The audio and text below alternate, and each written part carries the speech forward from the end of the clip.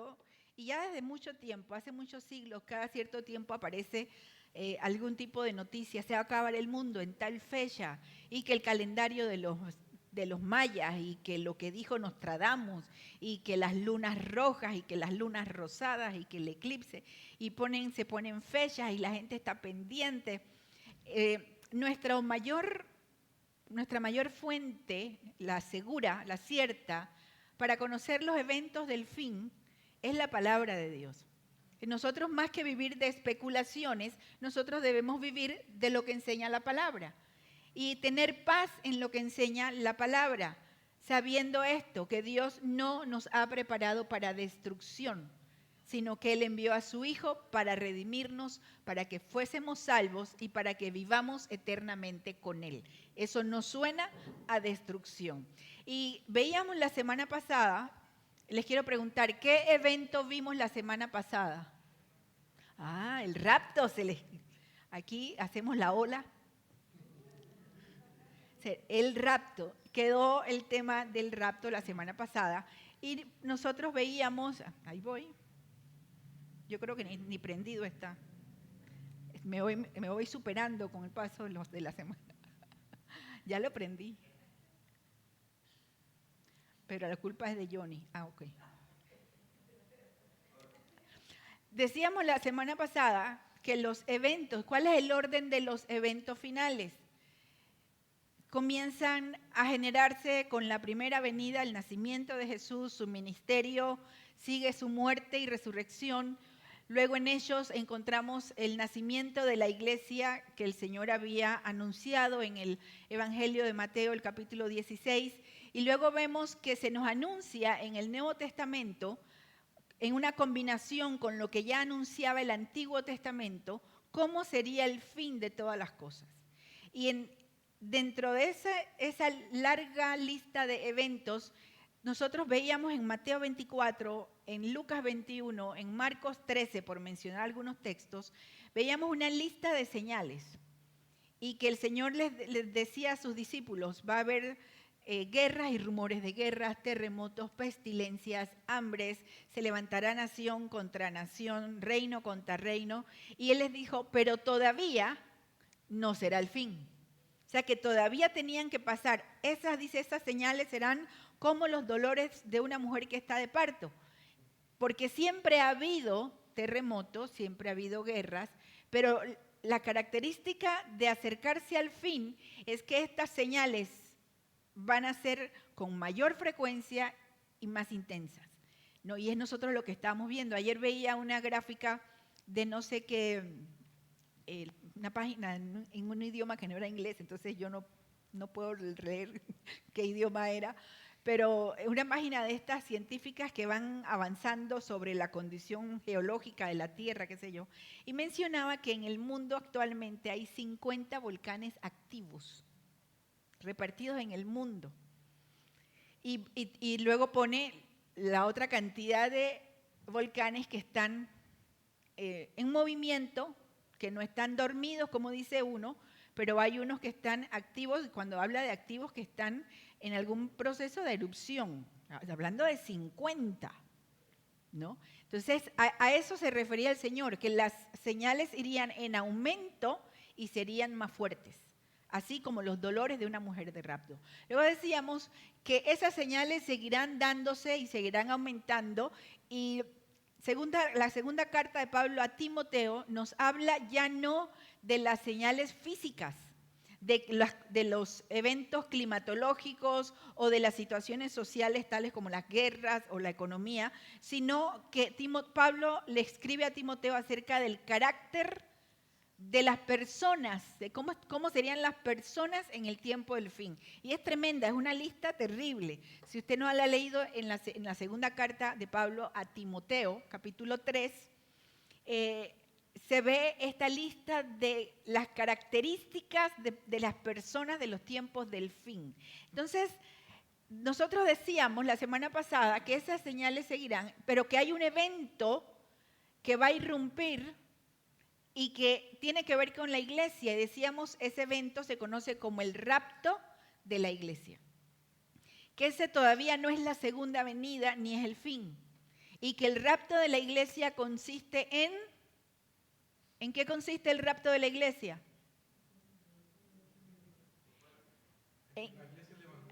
En que la iglesia será levantada. Creyentes de todas las épocas, de todo el mundo, serán levantados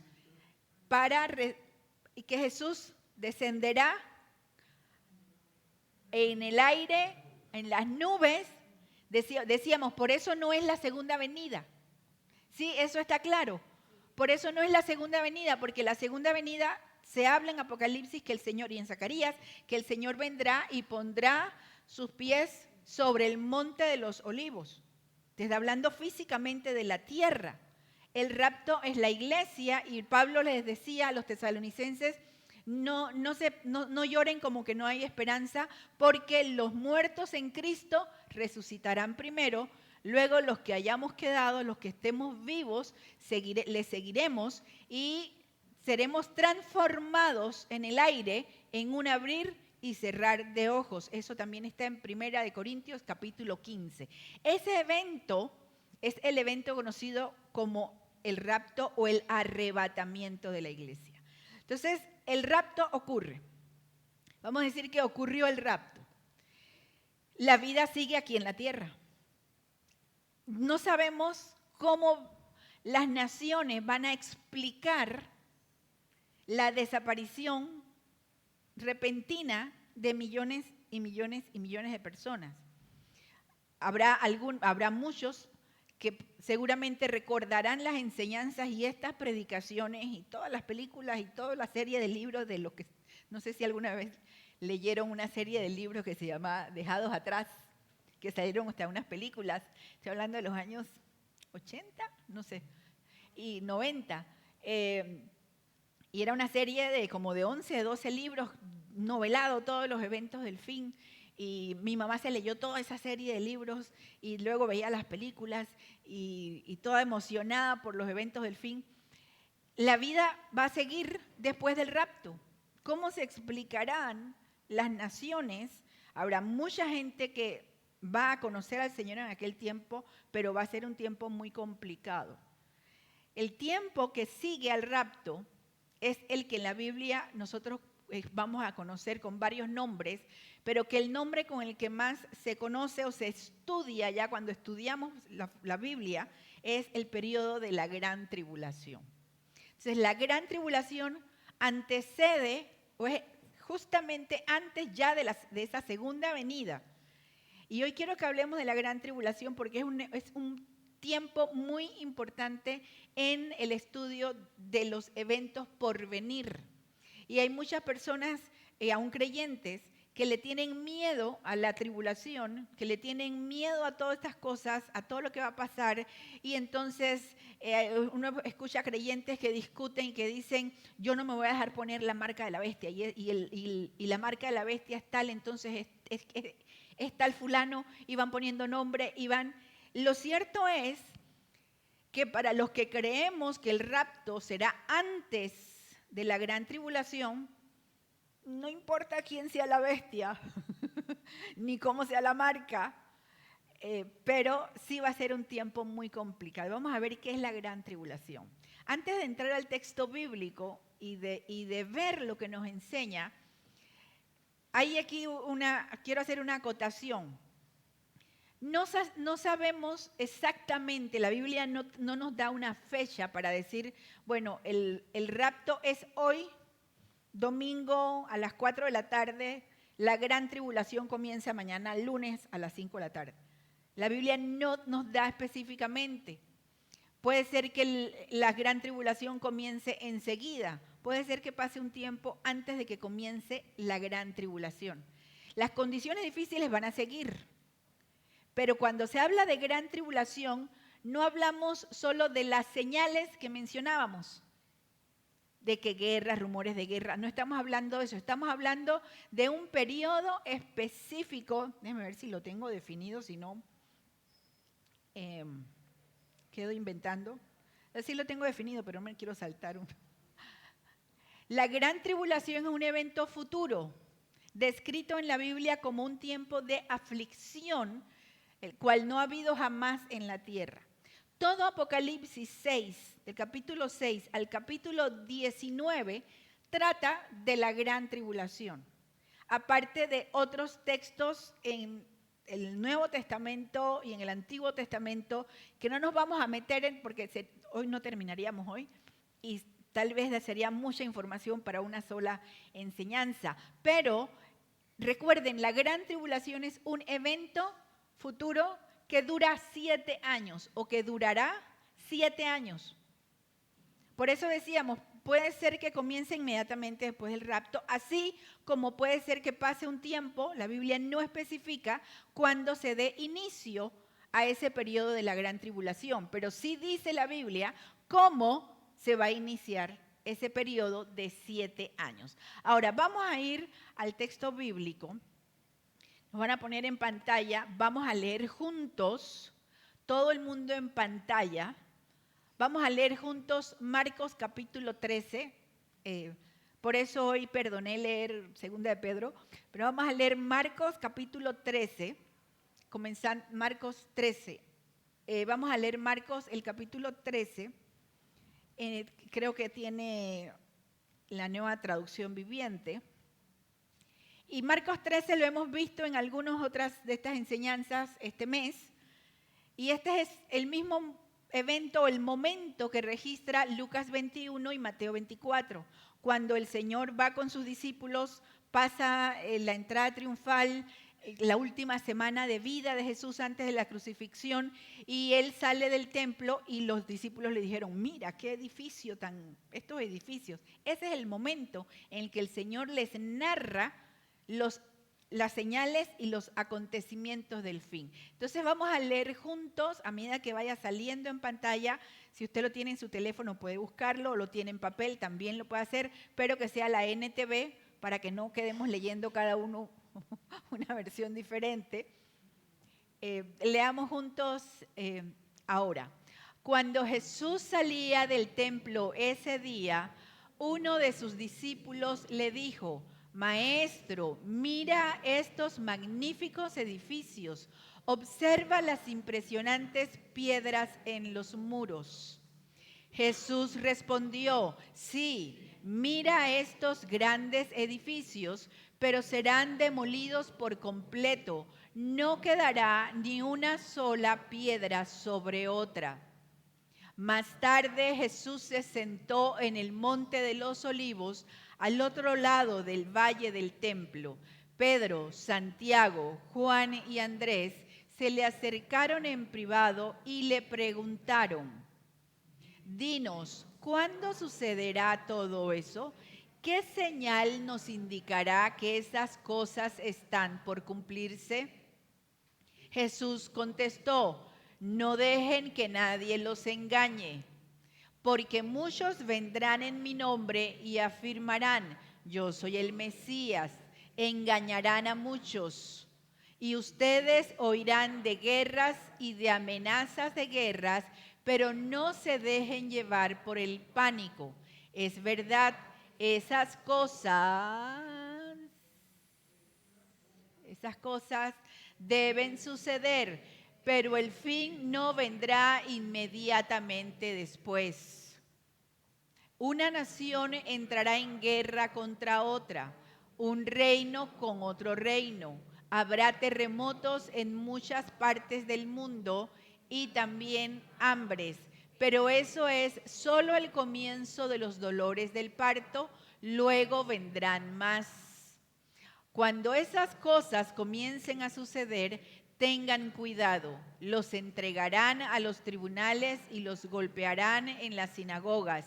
Serán sometidos a juicio ante gobernantes y reyes por ser mis seguidores. Pero esa será una oportunidad para que ustedes les hablen de mí. Pues la buena noticia primero tiene que ser predicada a todas las naciones. Cuando los arresten y los sometan a juicio, no se preocupen de antemano por lo que van a decir. Solo hablen lo que Dios les diga en ese momento, porque no serán ustedes los que hablen, sino el Espíritu Santo. Un hermano traicionará a muerte a su hermano, un padre traicionará a su propio hijo, y los hijos se rebelarán contra sus padres y harán que los maten. Todos los odiarán a ustedes por ser mis seguidores, pero el que se mantenga firme hasta el fin será salvo. Llegará el día cuando verán el objeto sacrílego que causa profanación de pie en un lugar donde él no debe estar. Lector, presta atención. Entonces los que estén en Judea huyan a las colinas. La persona que esté en la azotea no baje a la casa para empacar. El que esté en el campo no regrese ni para buscar un abrigo.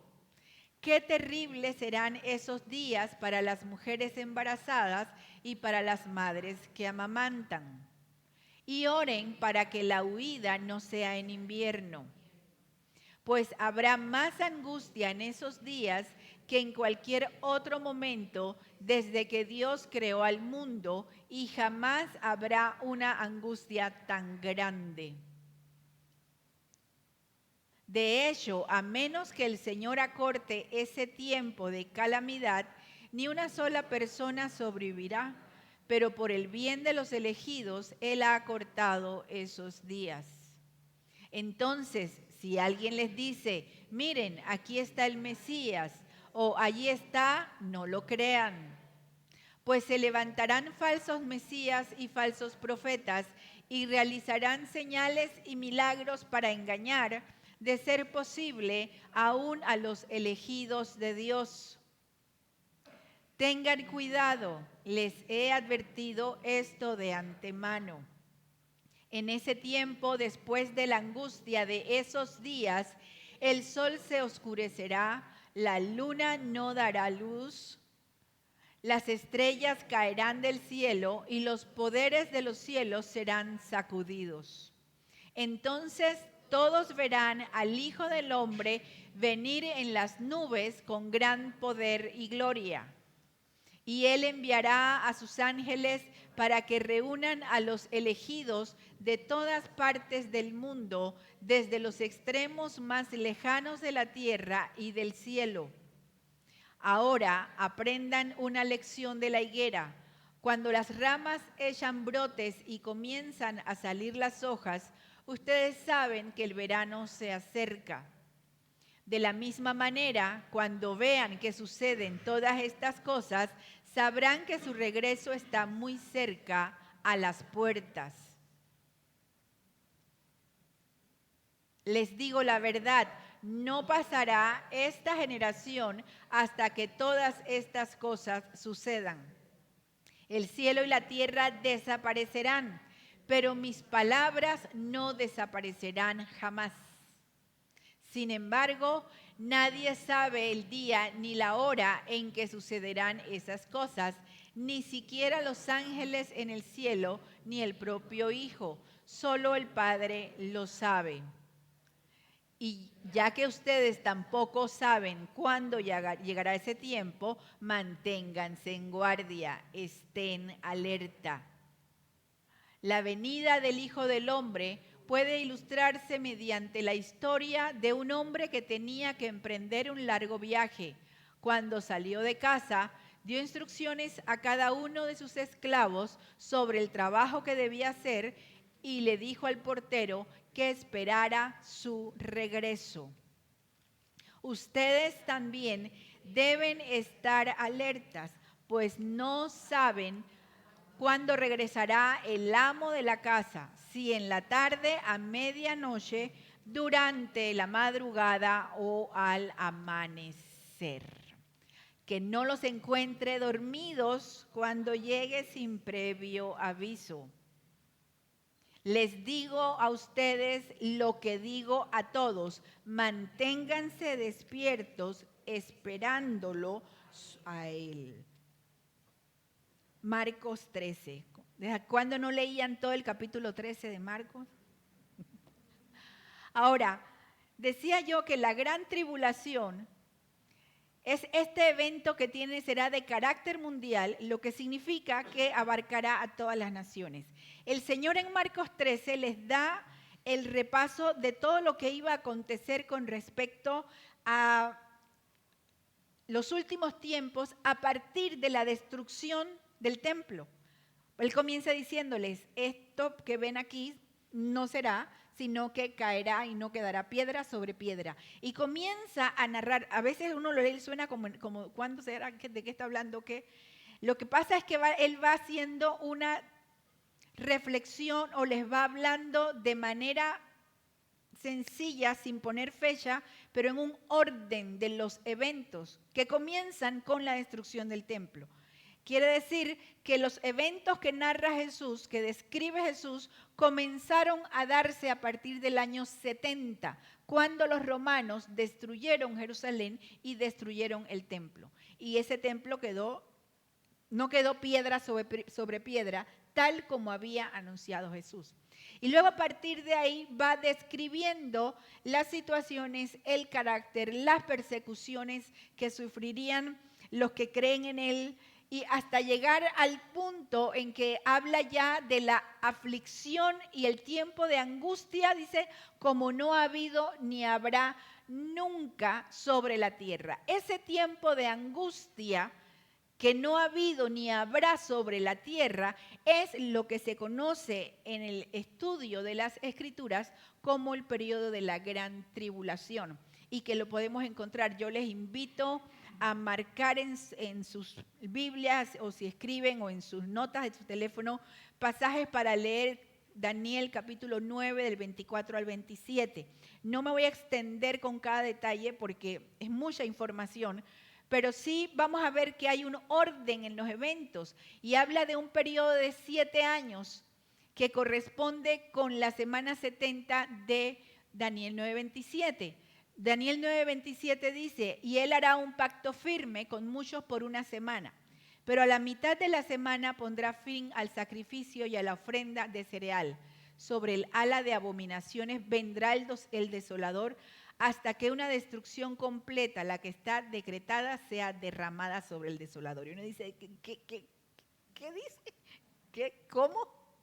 A lo que está diciendo es que dice, él hará un pacto firme. Aquí comenzamos a ver el surgimiento de los personajes principales en esos últimos 7 años.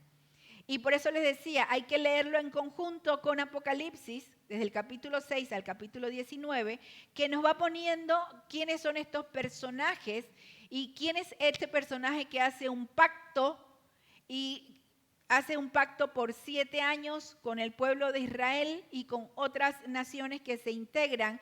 ¿Y quién es este personaje? Aquí están los protagonistas de la gran tribulación.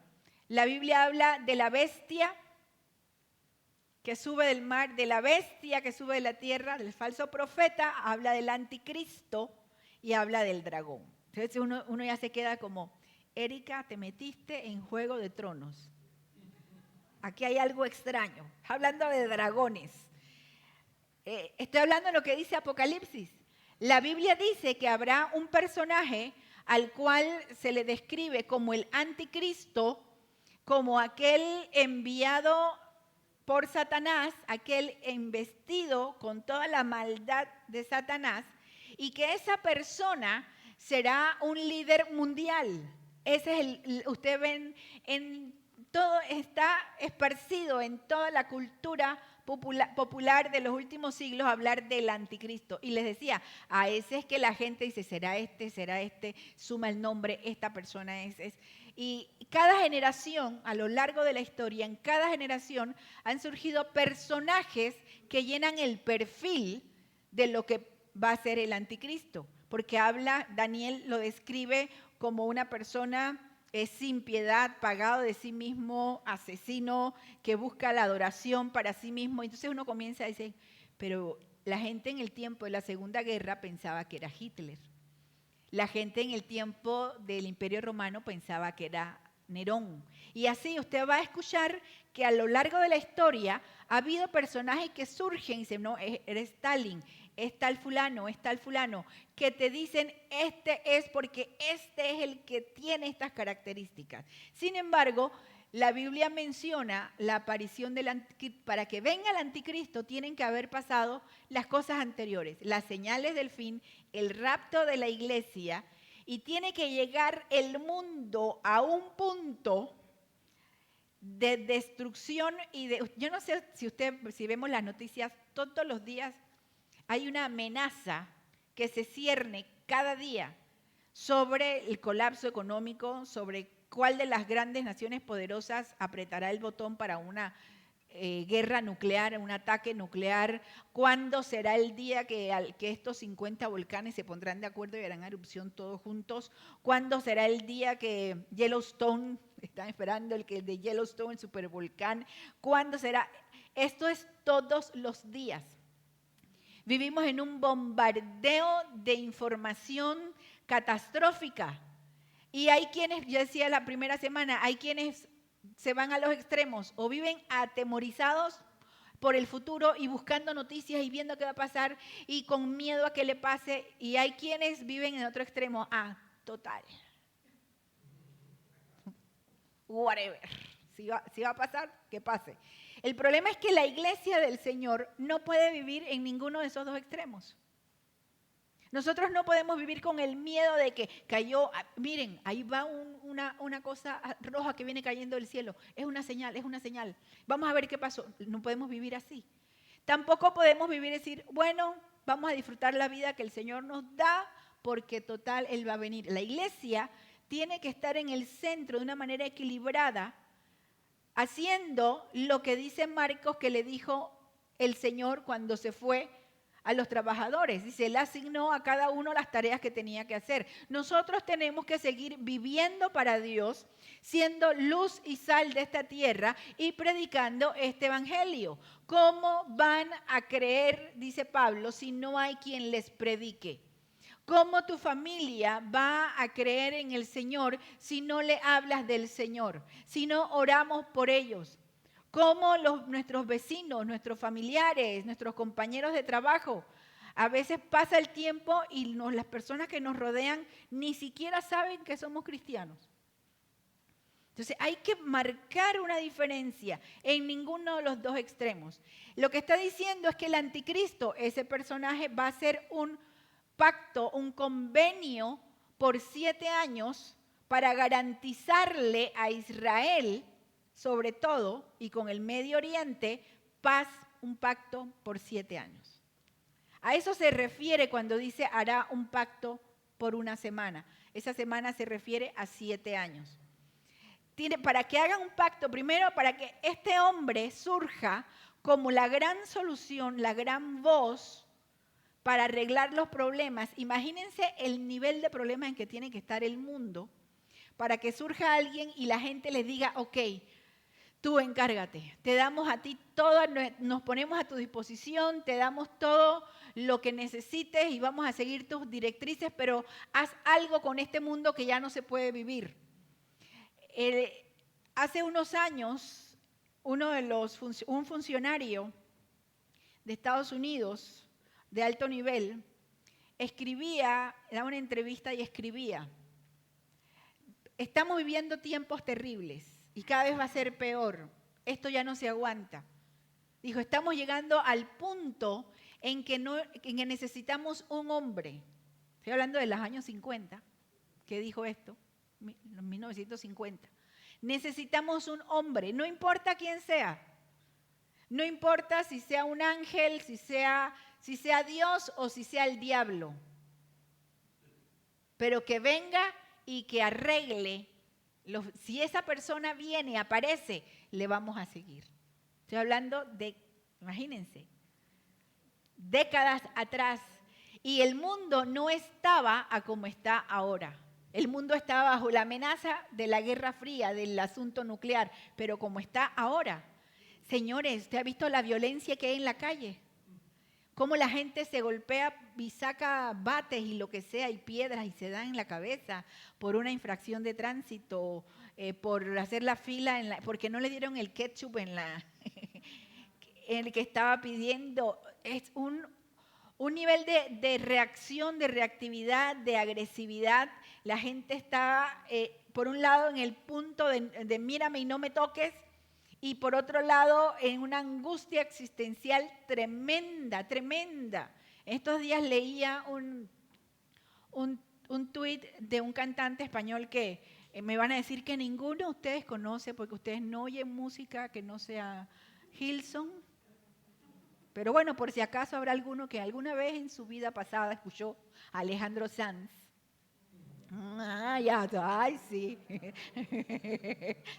¿Verdad que tienen el corazón partido?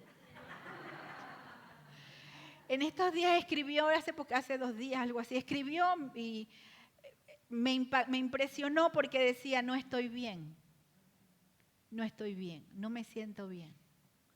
Y está hablando de su estado de alma, de ánimo.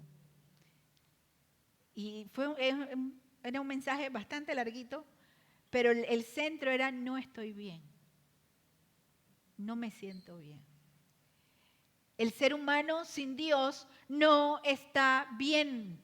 Una cosa es lo que vemos, que la gente puede parecer que está bien porque nosotros medimos el bienestar con lo que vemos y con lo material. Hay gente que dice, si tengo salud no hay problema. Hay gente que dice, si hay para comer no hay problema, si hay para vestir, si hay... Y nosotros los seres humanos así funcionamos. Si vemos a alguien que parece feliz, y decimos, ¿cómo se puede estar quejando si tiene una casa con piscina y viaja y hace? Nosotros medimos el bienestar de acuerdo a lo material. Pero señores, noticia, nosotros, tú y yo debemos saberlo ya a estas alturas de nuestro caminar con Dios. No hay verdadera felicidad sin Cristo. No hay satisfacción ni bienestar sin Cristo. No se puede tener paz en el corazón si no está Dios reinando en nuestros corazones, y Él es el Salvador de nuestras vidas, porque Él es el único que sacia la necesidad de nuestra alma y de nuestro espíritu. Él y nadie más. Podemos tener todo, y si no tenemos a Cristo, no tenemos nada. Y podemos tener nada materialmente hablando, e incluso estar atribulados en lo emocional. Pero si tenemos a Cristo, lo tenemos todo. El Señor es mi pastor, dijo el salmista, nada me falta, nada. No tengo necesidad, dice en otra versión, no tengo necesidad de ninguna cosa, porque Él todo lo llena en todo. Entonces vendrá, el mundo va a estar en un nivel de terror, de confusión, de angustia, que surgirá un hombre que seguramente se irá preparando políticamente en el ámbito de lo político y de todo esto, y recibirá ese dominio de parte de la humanidad. Ese es el que es conocido como el anticristo, pero ese no aparece. Recuerden, el rapto ya pasó. La iglesia no va a estar aquí. Entonces nosotros, como un ejercicio de estudio exegético, qué sé yo, bíblico, es interesante leer y estudiar, y quién será, y leer, pero eso no es lo que ocupa nuestra mente. Nuestro personaje principal no es el anticristo, es Cristo. Amén. Entonces hay que tener cuidado. Él va a hacer un pacto, dice, y a la mitad de la semana, a los 3 años y medio, usted podrá leer esto con detalle, Apocalipsis 6 hasta el 19. A la mitad de la semana, Él rompe ese pacto, y Él mismo entra, describe la Biblia, entra en el templo de Dios para ser proclamado y adorado como Dios. Entonces, a eso se refiere cuando dice la abominación desoladora. Ese va a ser como el momento. Históricamente hablando, eso ya pasó. Queda un ejemplo registrado en la historia del pueblo de Israel, cuando un gobernador hizo esto y se metió al templo e intentó ofrecer un cerdo en el altar. Entonces el pueblo de Israel, cuando Jesús hablaba de esto y él citaba a Daniel, él decía, entiendan, él sabía que ellos entendían que se estaba refiriendo a esto. Entonces en Apocalipsis 6 en 1 Tesalonicenses 1:10, fíjense que hay textos para que ustedes marquen, escriban y los pueden buscar. Se conoce a la gran tribulación con diferentes nombres, como el gran día de la ira de Dios, como la ira venidera, como la hora de la prueba que ha de venir sobre el mundo entero. Fíjense que esto es lo importante, una de las cosas importantes. La gran tribulación no es para un sector de la población. No está pensado, bueno, aquí a ver, este país, aquí en este país se va a caer. No, es sobre el mundo entero, es una ira global. Es equivalente también en el Antiguo Testamento, lo encontramos como el día del Señor o el día de Jehová. En profetas como Zacarías, como Joel, lo encontramos esta expresión. Ahora, ese día, ¿por qué se habla tanto en la Biblia de ese día como el día de la ira de Dios?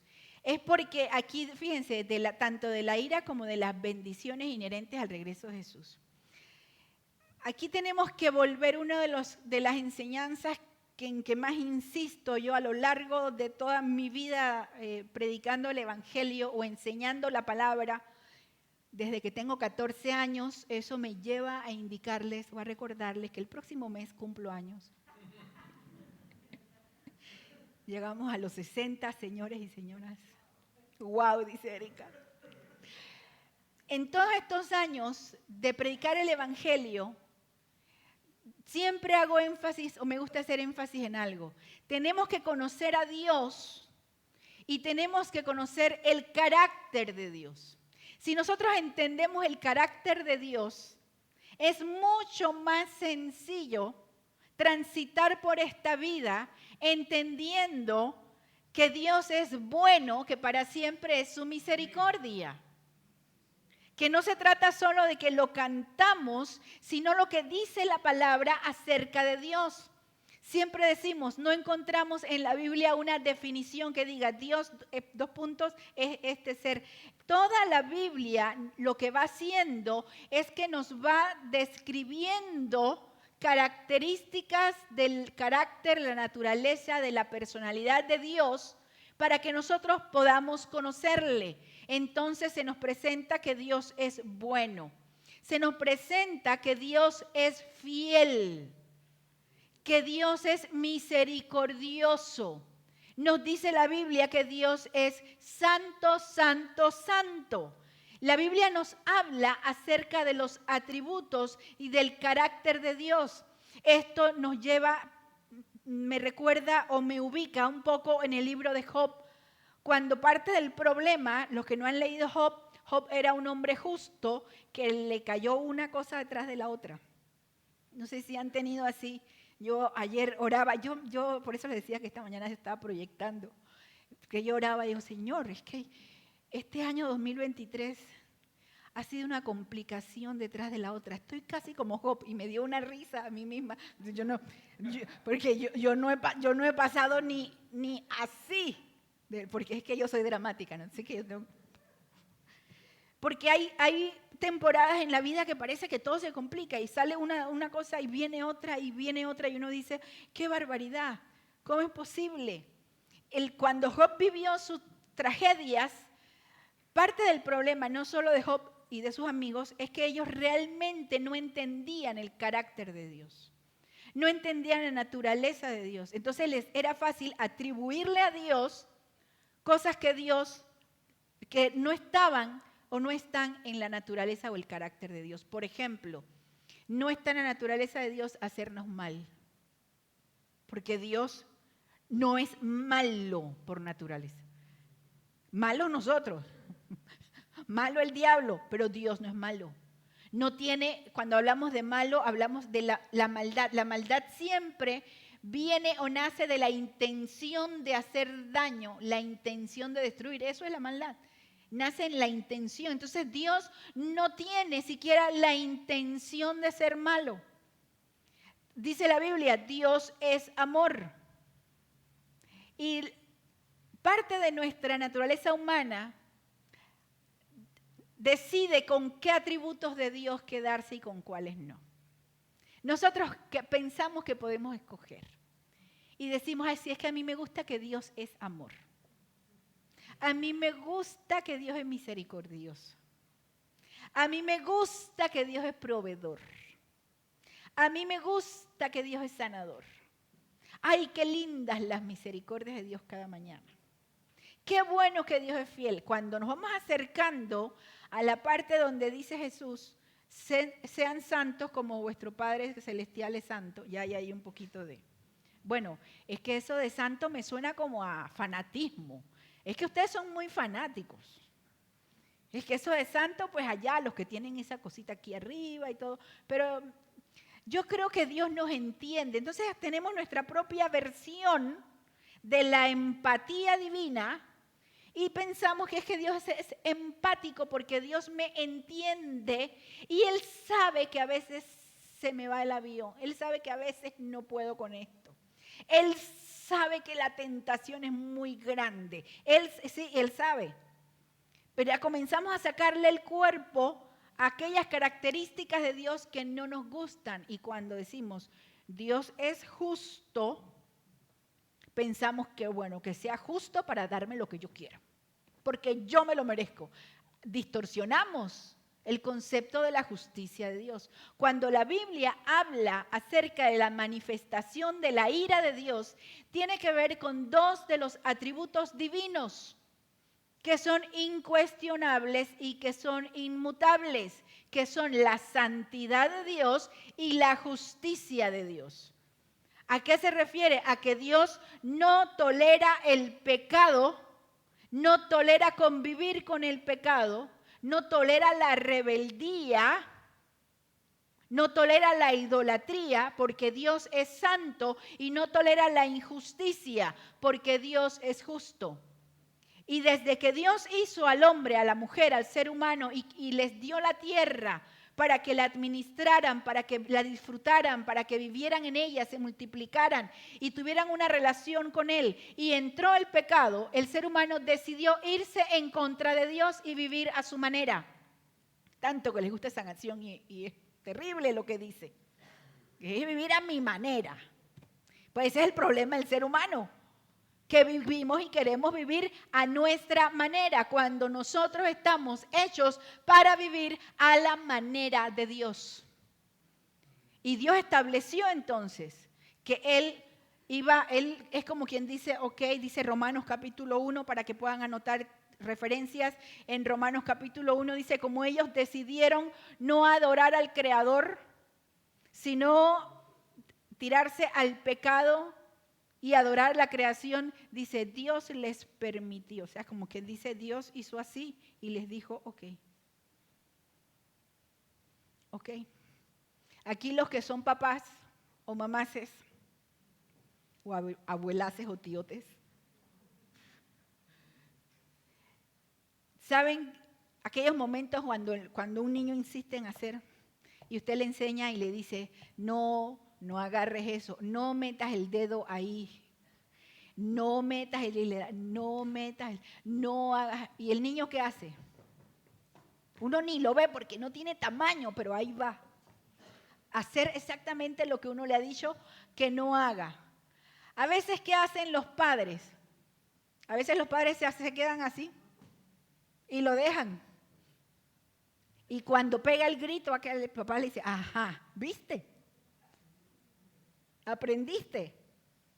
Y así con varias cosas, el niño aprende cuando los padres se hacen a un lado y el niño insiste en hacer lo que él quiere. Claro, no dejen a su hijo que haga una cosa que le vaya a dañar, obviamente.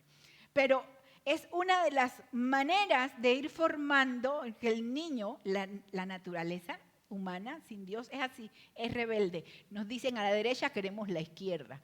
Nos dicen, hay Coca-Cola, hay Pepsi o hay Square. Deme uva.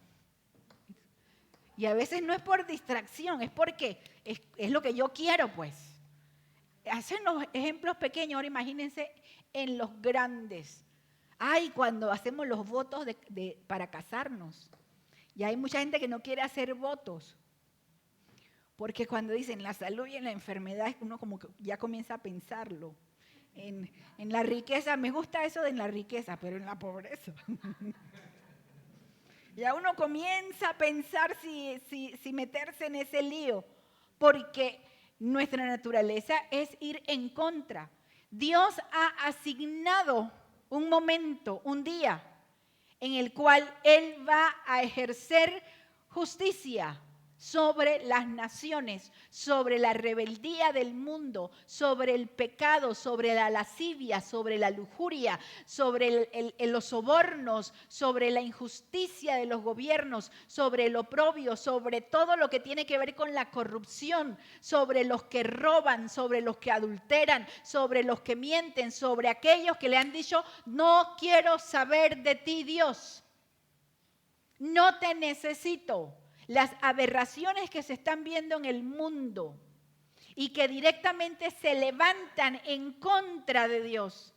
Ya no solamente es que, bueno, voy a vivir como yo quiero, sino, voy a vivir como quiero, Dios. Y es terrible, pues llegará un día, a eso se refiere. Por eso se llama el periodo de la gran tribulación, se conoce en la Biblia como el día de la ira de Dios, el día de la ira del Señor. Y por eso es que creemos en la referencia bíblica que la iglesia no estará en la gran tribulación, porque dice la palabra de Dios que Él no nos ha señalado para ira, sino para vida, para bendición. Entonces, el día de la ira, la gran tribulación, va a ser ese periodo de tiempo de 7 años, durante los cuales, cuando usted lea en Apocalipsis 6, se va a leer que van a venir una serie de juicios.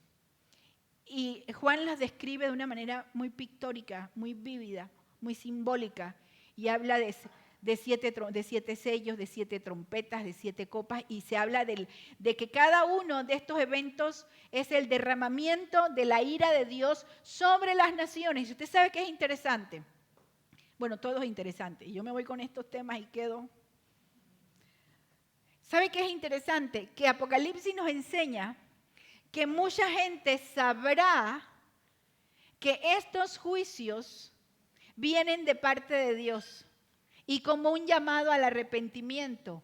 Pero dice Apocalipsis que aún así, viendo que son juicios que vienen de Dios, aún así la gente, en lugar de arrepentirse, va a maldecir a Dios. ¡Qué tremendo! O sea, es que es reconocer. Ahora, la pregunta que se hacen muchos, ¿habrá gente que sea salva en la gran tribulación? Sí. Mucha gente va a ser salva en la gran tribulación. Con la diferencia, ¿cuál va a ser la gran diferencia entre ser salvos ahora y ser salvos en la gran tribulación? Que quien conozca al Señor y le entregue su vida al Señor durante esos 7 años, lo va a hacer en medio de una gran angustia y pagando su vida, siendo enjuiciado. La Biblia, Apocalipsis, nos muestra escenarios terribles, pero Dios va a enviar predicadores. La Biblia habla de Apocalipsis de 144,000 que van a estar predicando el Evangelio. Apocalipsis habla de 2 testigos que Dios va a enviar y que van a predicar. La Biblia habla de un ángel, por último, que sobrevolará predicando las buenas noticias del Evangelio. Por eso es que Jesús dijo, todavía no es el fin, porque es necesario que este evangelio sea predicado en todo el mundo y entonces vendrá el fin. ¿Por qué? Porque uno de los atributos de Dios es que Dios es justo. Y Él va a dar oportunidad. Leíamos en Pedro, no es que el Señor está tardando su regreso como algunos lo tienen por tardanza, sino que Dios es misericordioso y está dando oportunidad para que todo el mundo escuche y tenga la oportunidad de arrepentirse de sus pecados y entregarle su vida a Dios. Ahora, ¿cuáles son los propósitos de estos 7 años? Número 1, con relación a Israel. Dios no ha terminado su pacto, Dios no suelta los pactos. Y yo creo que esto es importantísimo. Hay gente que enseña y que dice, no, es que ya como Israel le dio la espalda al Señor y no aceptó a Jesús, entonces Dios rompió el pacto con Israel. Es imposible. Dios no rompe los pactos, estaría en contra de su naturaleza, de su carácter. Imagínense si eso pudiera ser así, que Dios abandona sus promesas, abandona sus pactos, ¿qué garantía tendríamos nosotros de lo que Él nos ha dicho? Bueno, pensemos en Israel. Vendrá ese tiempo de angustia para Israel porque Israel tendrá que reconocer a Jesús como su Mesías. Segundo lugar, con relación a las naciones, vendrá juicio de parte de Dios. A las naciones en general. Es decir, bueno, esto han hecho, esto han vivido, tienen que dar cuentas de esto. Y con relación a la creación, dice la Biblia que ahora mismo, en Romanos, toda la creación gime. Es una expresión fuerte, llora por causa del pecado y por causa de la mala administración a la que ha estado sometida. Nunca hemos pensado en eso, ¿verdad? En que la creación, cuando nosotros vemos lo que podemos hacer, lo que somos capaces de hacer los seres humanos con la tierra que Dios nos ha dado para administrar, cómo somos capaces de contaminar, cómo somos capaces de poner a pelear animales entre ellos para hacer dinero, cómo somos capaces de acabar por deporte, con extinguir especies enteras, cómo somos capaces. Y uno mira, ¿cómo es posible? Dice la Biblia que toda la creación gime y llegará un momento, nos enseña la palabra de Dios al final, que Dios hará cielo nuevo y tierra nueva. Va a liberar a la creación, por eso es importante el periodo de 7 años. Entonces, para terminar, hay una verdad que es importante. Yo les animo a leer todos estos textos. Les van a surgir muchas preguntas. Las pueden hacer, ahorita no, pero las pueden hacer. Pero, ¿qué nosotros debemos tener presentes? Debemos tener presente lo que dice 1 Tesalonicenses 5, 9 y 10, que dice, porque no nos ha destinado Dios para ira, sino para obtener salvación por medio de nuestro Señor Jesucristo, que murió por nosotros, para que ya sea que estemos despiertos o dormidos. Recuerden, la semana pasada veíamos que cuando Pablo habla de dormidos, habla de los que ya han muerto, vivamos junto con Él. Nosotros no debemos vivir con angustia, pensando en lo que nos va a pasar en la gran tribulación. Debemos vivir con esperanza y con la convicción de que el Señor está con nosotros y que nos vamos a ir con Él. Y esto nos debe llevar más bien, debe despertar en nosotros la necesidad de compartir el Evangelio. Y por último, Apocalipsis capítulo 3, el verso 10. Jesús le dice a la iglesia en Filadelfia, porque has guardado la palabra de mi perseverancia, yo también te guardaré de la hora de la prueba, esa hora que está por venir, fíjense que otra vez la expresión, por todo el mundo, para poner a prueba a los que habitan sobre la tierra. Dios guardará a su iglesia.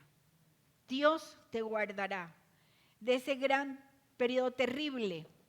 Pero uno dice, ok, nos va a guardar de ese periodo terrible, pero ¿y lo que estamos viviendo ahora?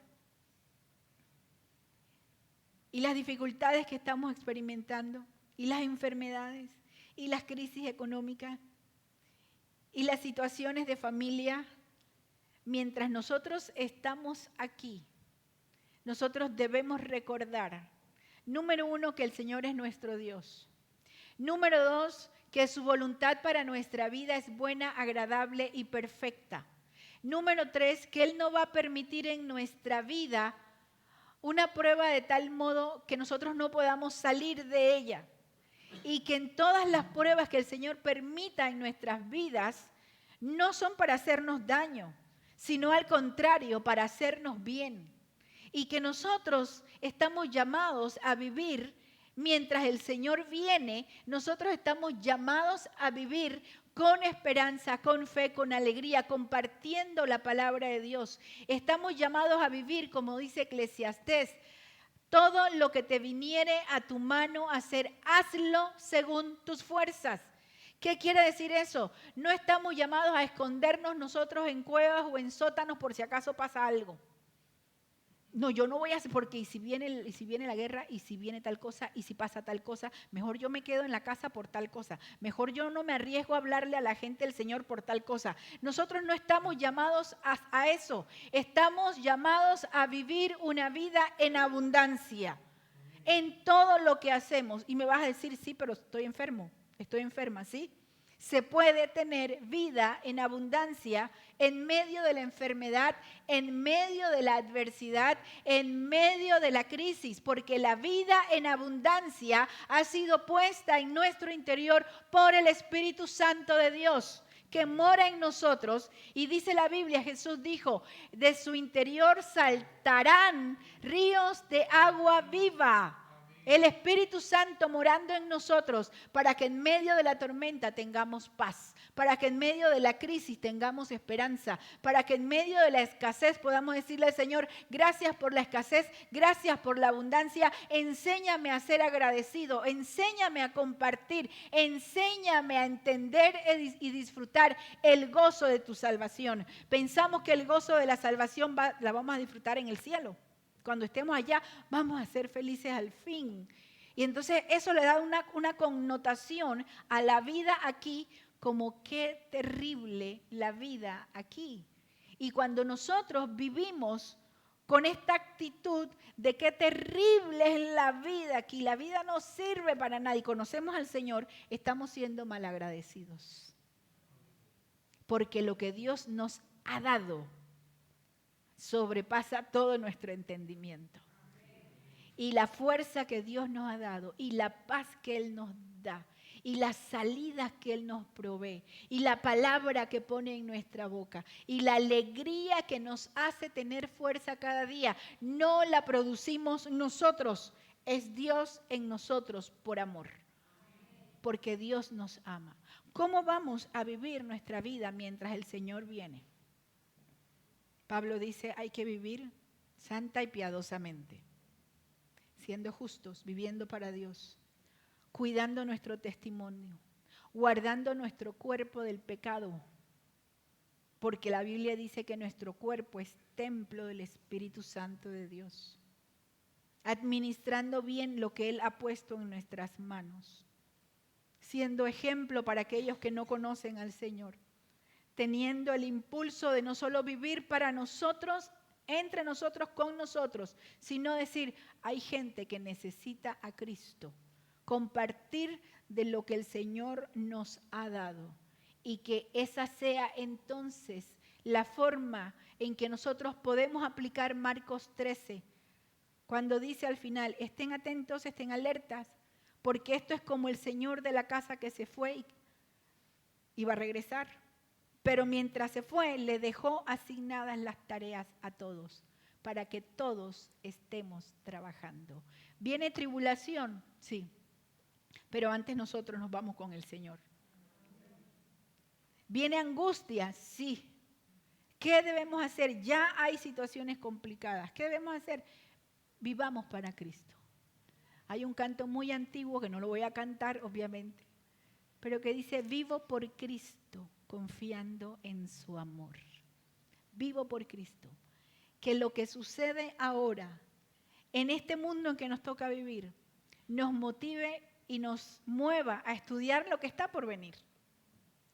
Porque si hay un libro en la Biblia que trae bendición y que dice, bienaventurado el que lee las palabras de este libro, es el Apocalipsis.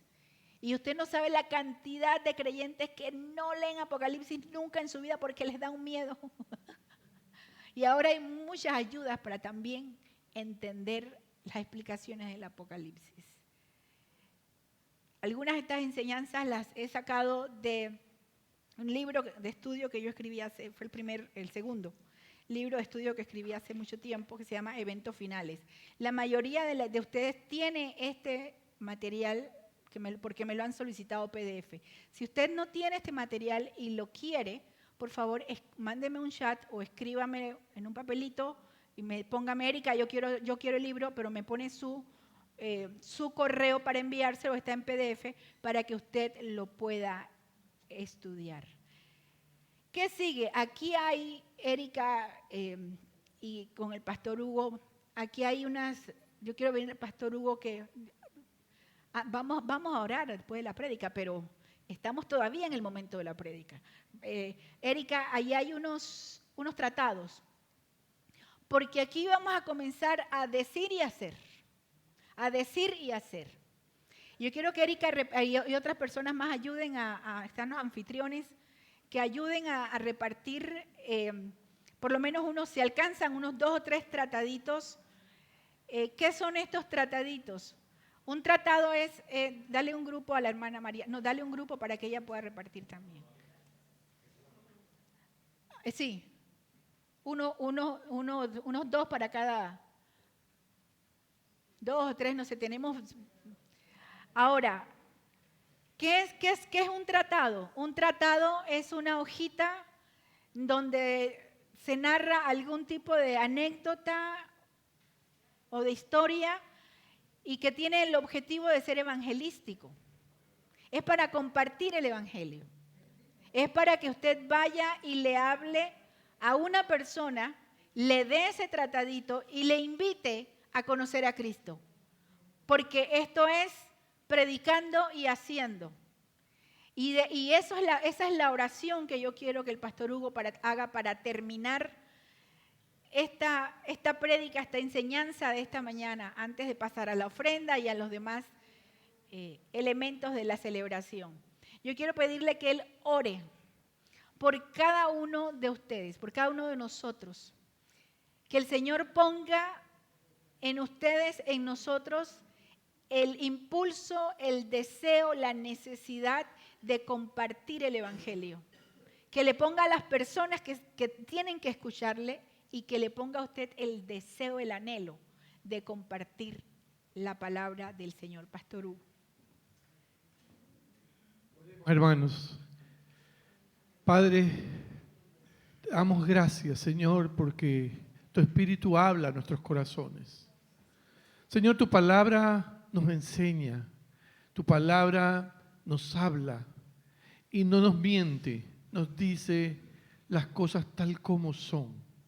Tu palabra nos dice que el amor es sufrido y nosotros, tú nos conoces y sabes que le huimos al sufrimiento, le tememos al sufrimiento y por eso nos alejamos de aquellas cosas que aún nos convienen, pero que de alguna manera nos hacen sufrir. Y ver el dolor de aquellos que se están perdiendo a veces hace que ignoremos lo que está sucediendo y que ese dolor nos hace huir, pero es la realidad. Ellos se están perdiendo. Señor, ayúdanos a no cerrar nuestros ojos a esta realidad, a esta verdad. Que nuestro corazón no se endurezca con el afán de obviar o mitigar el sufrimiento que nos causa la verdad. Que por el contrario, esa verdad nos impulse, sea la fuerza, Señor, que en tu Espíritu venga a cada corazón de cada hermano que está escuchando estas palabras que hoy se han predicado. Que no quede como una linda prédica o como un checklist de mi vida, porque yo sí voy a ser salvo y me voy a ir en el rapto. Que podamos mirar a aquellos que no se van, porque nadie les habló, porque no hubo un corazón dispuesto a sufrir el dolor de ver esa pérdida, y que esté dispuesto al sacrificio y decir: heme aquí, Señor, envíame a mí. Señor, que nuestro corazón sea sensible, que quita de nosotros toda dureza de corazón y vuélvenos sensibles, Señor, a la necesidad de aquellos que no te conocen.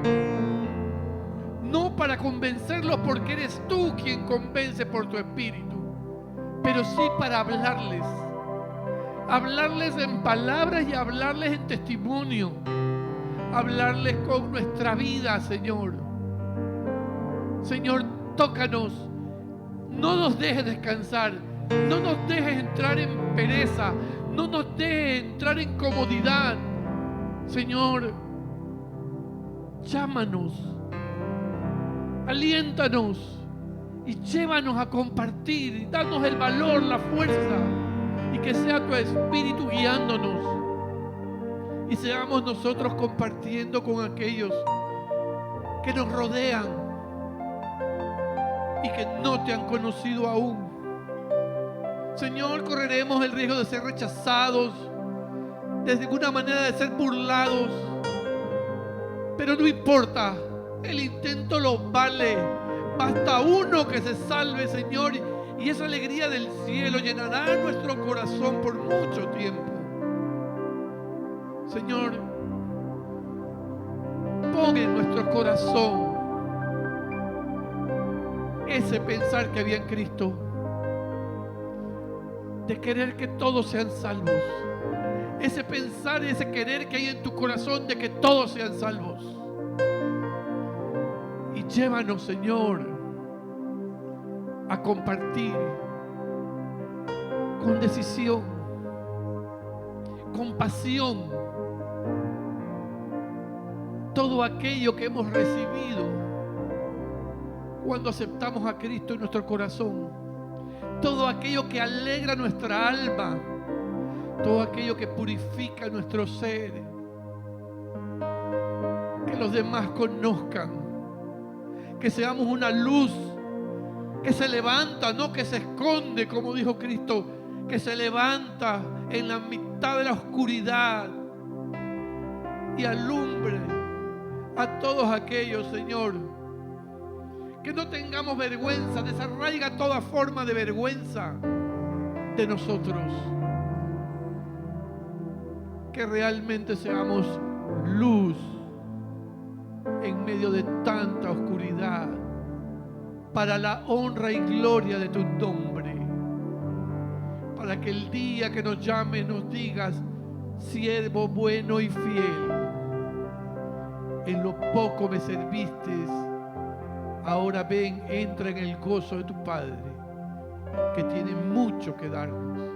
Gracias, Señor, porque eres tú, oh Dios, el que obra en nosotros ese carácter.